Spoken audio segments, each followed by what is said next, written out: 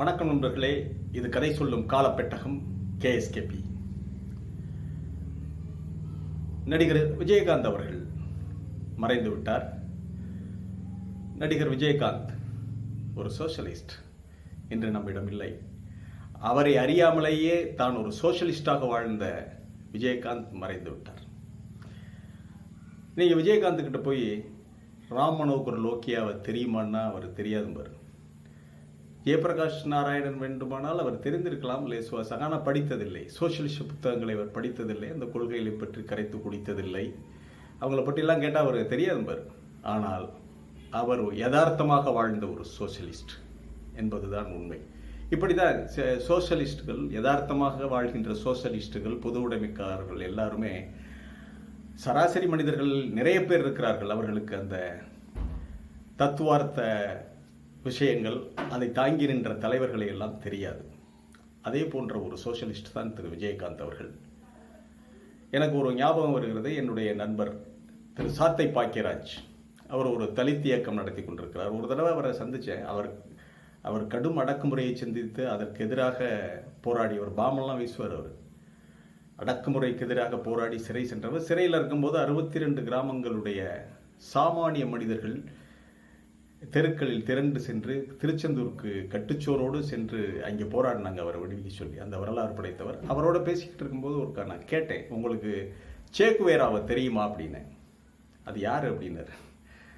நான் சொன்னேன், நீங்களே ஒரு சேக்குவேரா. நிச்சயம் சேக்குவேராக்கள் ஒரிஜினல் சேக்குவேரா தான் ஒரு சேக்குவேராக வாழ்கின்ற ஒரு புரட்சியாளன் இன்னொரு புரட்சியாளனை பற்றி தெரிந்து கொள்வதற்கு நேரம் இருக்காது. ஆகவே உங்களுக்கு சேக்குவேராவை தெரியலை என்று சொன்னேன். அதே போல்தான் விஜயகாந்த் வாழ்கின்ற போது அனைவரையும் சமமாக நடத்தியவர். தனக்கு கிடைத்த உணவை எல்லோரோடும் பகிர்ந்து கொண்டவர். இன்று மறைந்து விட்டார். பெயருக்கேற்றபடி கேப்டன்.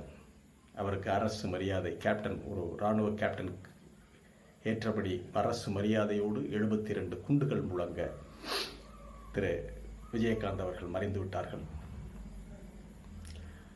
அவருடைய ஆன்மா நிச்சயம் அமைதியில் நிலை பெறும். கேப்டன் அவர்களுடைய ஆன்மா சாந்தியடைய பிரார்த்திப்போம். ஒரு சோஷலிஸ்ட், நம்மிடம் வாழ்ந்த சோஷலிஸ்ட் இப்போது இல்லை என்பதுதான் செய்தி. அவரே அறியாமல், தனக்குத்தானே அறிந்து கொள்ளாமல் வாழ்ந்து மறைந்த, நம்மிடம் வாழ்ந்து கொண்டிருந்த ஒரு சோஷலிஸ்டை அவர் வாழ்கின்ற காலத்தில் நாம் தெரிந்து கொள்ளவில்லை.